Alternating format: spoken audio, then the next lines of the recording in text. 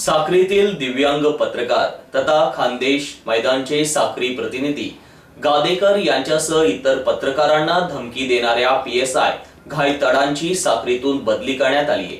धुळे जिल्हा पोलीस अधीक्षकांनी ही कारवाई केली आहे। पीएसआय महेश घायतड यांची धुळ्याच्या आझादनगर पोलीस ठाण्यात रवानगी करण्यात आली।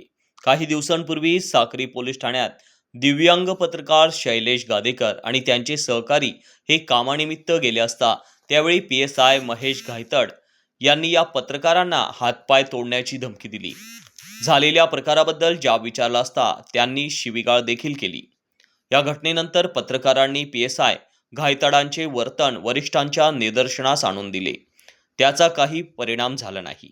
त्यामुळे साक्रीतील ग्रामीण पत्रकार संघाने निषेध नोंदवत पोलीस अधीक्षक श्रीकांत धिवरे यांच्याकडे घडल्या प्रकाराबाबतची माहिती दिली।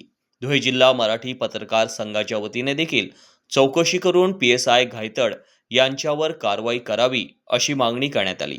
त्या अनुषंगाने जिल्हा पोलीस अधीक्षक धिवरे यांनी पीएसआय घायतडांची साक्रीतून बदली करत त्यांची रवानगी आझादनगर पोलीस ठाण्यात करण्यात आली आहे।